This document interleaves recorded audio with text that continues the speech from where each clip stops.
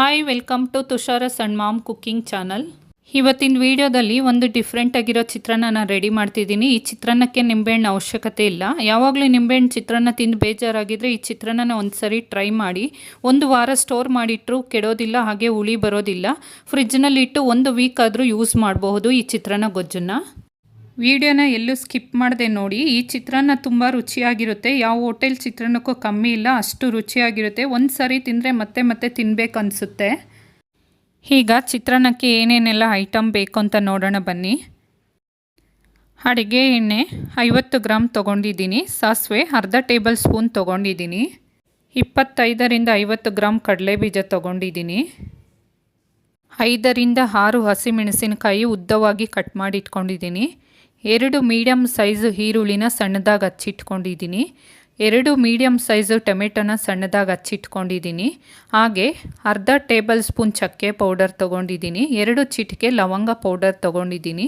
1 table spoon ಅರಿಶಿಣ ಪುಡಿ, 1/4 table spoon ಶುಂಠಿ ಪೇಸ್ಟ್, ಅರ್ಧ ಟೇಬಲ್ ಸ್ಪೂನ್ ಬೆಳ್ಳುಳ್ಳಿ ಪೇಸ್ಟ್, ಹಾಗೆ 1 ಹಿಡಿ ಕೊತ್ತಂಬರಿ ಸೊಪ್ಪು ತೊಳೆದು ಸಣ್ಣದಾಗಿ ಹಚ್ಚಿಟ್ಕೊಂಡಿದ್ದೀನಿ. ಹಾಗೆಯೇ ರುಚಿಗೆ ತಕ್ಕಷ್ಟು ಉಪ್ಪನ್ನು ತೊಗೊಂಡಿದ್ದೀನಿ. ಈಗ ಒಂದು ಮಿಕ್ಸಿ ಜಾರ್ಗೆ ಟೊಮೆಟೊನ ಸೇರಿಸ್ಕೊಂಡು ನೀರು ಸೇರಿಸ್ದೇ ಟೊಮೆಟೊ ಪೇಸ್ಟ್ನ ರೆಡಿ ಮಾಡ್ಕೊಳ್ತಿದ್ದೀನಿ. ಈಗ ನೋಡ್ಬೋದು ಟೊಮೆಟೊ ಪೇಸ್ಟ್ ರೆಡಿಯಾಗಿದೆ. ಟೊಮೆಟೊ ಪೇಸ್ಟ್ಗೆ ನಾನು ನೀರನ್ನು ಸೇರಿಸ್ದೇ ಪೇಸ್ಟ್ ಮಾಡ್ಕೊಂಡಿರೋದ್ರಿಂದ ತುಂಬ ಗಟ್ಟಿಯಾಗಿದೆ ಪೇಸ್ಟು. ಸ್ಟವ್ ಆನ್ ಮಾಡಿಕೊಂಡು ಮೀಡಿಯಮ್ ಫ್ಲೇಮಲ್ಲಿ ಇಟ್ಕೊಬೇಕು. ಹಾಗೆ ದಪ್ಪ ತಳ ಇರ್ತಕ್ಕಂಥ ಒಂದು ಬಾಣಲೆಗೆ 50 ಗ್ರಾಮ್ ಎಣ್ಣೆನ ಹಾಕ್ಕೊಳ್ತಿದ್ದೀನಿ. ಎಣ್ಣೆ ಬಿಸಿಯಾದ ನಂತರ 1/4 ಟೇಬಲ್ ಸ್ಪೂನ್ ಸಾಸಿವೆನ ಹಾಕ್ಕೊಳ್ತಿದ್ದೀನಿ. ಸಾಸಿವೆ ಬೆಂದ ನಂತರ ಕಡಲೆ ಬೀಜನ ಸೇರಿಸ್ಕೊಂಡು ಕಡು ಕಂದು ಬಣ್ಣ ಬರೋ ತನಕ ಚೆನ್ನಾಗಿ ಫ್ರೈ ಮಾಡ್ಕೊಳ್ಬೇಕು ಎಣ್ಣೆಯಲ್ಲಿ.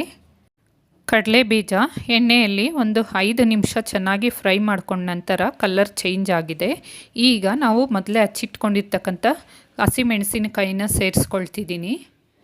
ಹಸಿಮೆಣಸಿನಕಾಯಿ ಸೇರಿಸಿದ ನಂತರ ಹಾಗೆ 2 ನಿಮಿಷ ಕೈ ಆಡಿಸ್ತಾ ತಿರುಗಿಸಿ ಕೊಡಬೇಕು. ನಂತರ ಸಣ್ಣದಾಗಿ ಹಚ್ಚಿಟ್ಟುಕೊಂಡಿರ್ತಕ್ಕಂಥ ಈರುಳ್ಳಿನ ಸೇರಿಸ್ಕೊಂಡು ಒಂದು 5 ನಿಮಿಷ ಚೆನ್ನಾಗಿ ಎಣ್ಣೆಯಲ್ಲಿ ಫ್ರೈ ಮಾಡ್ಕೊಳ್ಬೇಕು. ಈರುಳ್ಳಿನ ಡೀಪ್ ಫ್ರೈ ಮಾಡ್ಕೊಳ್ಬಾರ್ದು, ಆದಷ್ಟು ನಾರ್ಮಲಾಗಿ ಫ್ರೈ ಮಾಡ್ಕೊಳ್ಬೇಕು. ಈರುಳ್ಳಿ ಚಿತ್ರಾನ್ನಕ್ಕೆ ಹೇಗೆ ಬೇಕೋ ಹಾಗೆ ಚೆನ್ನಾಗಿ ಫ್ರೈ ಆಗಿದೆ. ಈರುಳ್ಳಿ ಬೆಂದ ನಂತರ ಶುಂಠಿ ಬೆಳ್ಳುಳ್ಳಿ ಪೇಸ್ಟನ್ನು ಸೇರಿಸ್ಕೊಳ್ತಿದ್ದೀನಿ. ಹಾಗೆ ಶುಂಠಿ ಬೆಳ್ಳುಳ್ಳಿ ಪೇಸ್ಟನ್ನ ಒಂದು 2ರಿಂದ 3 ನಿಮಿಷ ಕೈ ಆಡಿಸ್ತಾ ಚೆನ್ನಾಗಿ ಬೇಯಿಸ್ಕೊಳ್ಬೇಕು. ಶುಂಠಿ ಬೆಳ್ಳುಳ್ಳಿ ಪೇಸ್ಟು ಹಸಿ ವಾಸನೆ ಹೋಗೋ ತನಕ ನಾವು ಚೆನ್ನಾಗಿ ಕೈ ಆಡಿಸ್ತಾ ಚೆನ್ನಾಗಿ ಬೇಯಿಸ್ಕೊಳ್ಬೇಕು. ನಾವು ಈ ಚಿತ್ರಾನ್ನಕ್ಕೆ ಬೇಕಂದರೆ ಗೋಡಂಬಿನ ಸೇರಿಸ್ಕೊಳ್ಬೋದು.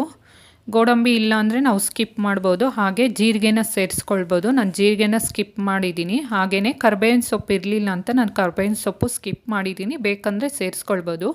ಈಗ ಚಕ್ಕೆ ಲವಂಗ ಪೌಡರ್ ಸೇರಿಸ್ಕೊಂಡ ನಂತರ ಟೊಮೆಟೊ ಪೇಸ್ಟನ್ನು ಸೇರಿಸ್ಕೊಳ್ತಿದ್ದೀನಿ.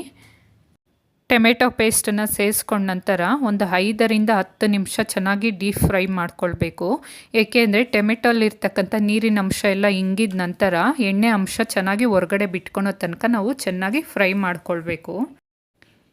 ಈಗ ನೋಡಬಹುದು ಗೊಜ್ಜಲ್ಲಿರ್ತಕ್ಕಂಥ ನೀರಿನ ಅಂಶ ಎಲ್ಲ ಕಡಿಮೆ ಆಗಿ ಎಣ್ಣೆ ಹೊರಗಡೆ ಬಿಟ್ಕೊಂಡಿದೆ. ನಾವು ಈ ಚಿತ್ರಾನ್ನಕ್ಕೆ ನಿಂಬೆಹಣ್ಣು ಹುಳಿ ಬಳಸದೇ ಇರೋದ್ರಿಂದ 5ರಿಂದ 10 ದಿವಸ ಸ್ಟೋರ್ ಮಾಡಿ ಇಟ್ಕೊಳ್ಬೋದು. ಗೊಜ್ಜು ಹುಳಿ ಬರೋದಿಲ್ಲ. ಫ್ರಿಜ್ನಲ್ಲಿ 5ರಿಂದ 10 ದಿವಸ ಇಟ್ಕೊಂಡು ನಾವು ಊಟಕ್ಕೆ ಬಳಸ್ಕೊಬೋದು.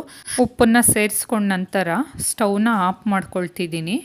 ಹಾಗೆಯೇ ಅರಿಶಿಣ ಪುಡಿನ ಸೇರಿಸ್ಕೊಳ್ತಿದ್ದೀನಿ. ಈಗ ಅರಿಶಿಣ ಪುಡಿ ಸೇರಿಸ್ಕೊಂಡ ನಂತರ ಚೆನ್ನಾಗಿ ಮಿಕ್ಸ್ ಮಾಡ್ಕೊಳ್ಬೇಕು.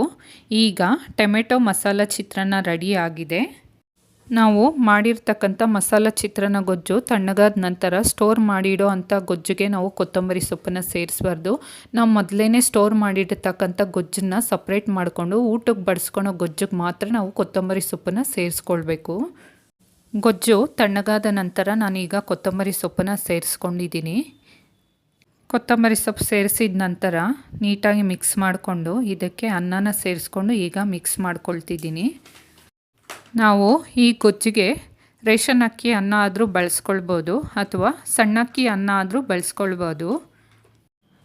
ಗೊಜ್ಜು ಮತ್ತು ಅನ್ನ ಎರಡನ್ನೂ ಚೆನ್ನಾಗಿ ಮಿಕ್ಸ್ ಮಾಡಿಕೊಳ್ಬೇಕು. ನೋಡ್ಬೋದು ಚಿತ್ರಾನ್ನ ರೆಡಿ ಆಗಿದೆ. ನೋಡೋದಕ್ಕೆ ನಾರ್ಮಲಾಗಿ ನಮಗೆ ನಿಂಬೆಹಣ್ಣು ಚಿತ್ರಾನ್ನ ಥರನೇ ಕಾಣುತ್ತೆ, ಬಟ್ ಟೇಸ್ಟು ಬೇರೆ ಬೇರೆನೇ ಇರುತ್ತೆ. ಒಂದು ಸರಿ ನೀವು ನಿಮ್ಮ ಮನೆಯಲ್ಲಿ ಟ್ರೈ ಮಾಡಿ ನೋಡಿ. ಮಸಾಲ ಚಿತ್ರಾನ್ನ ನಿಮ್ಗೆ ಇಷ್ಟ ಆದರೆ ಲೈಕ್ ಮಾಡಿ, ಶೇರ್ ಮಾಡಿ, ಕಮೆಂಟ್ ಮಾಡಿ, ಹಾಗೆ ಸಬ್ಸ್ಕ್ರೈಬ್ ಮಾಡೋದನ್ನು ಮರಿಬೇಡಿ. ಹಾಗೆ ಡಿಸ್ಕ್ರಿಪ್ಷನಲ್ಲಿ ನಾನು ಏನೇನು ಐಟಮ್ಸ್ನ ಎಷ್ಟೆಷ್ಟು ಪ್ರಮಾಣದಲ್ಲಿ ಬಳಸ್ಕೊಂಡಿದ್ದೀನಿ ಅಂತ ಒಂದು ಡೀಟೇಲ್ನ ಹಾಕಿರ್ತೀನಿ. ಹಾಗೆ ನೆಕ್ಸ್ಟ್ ವಿಡಿಯೋ ಜೊತೆ ಸಿಗ್ತೀನಿ. Love you all. ಬಾಯ್.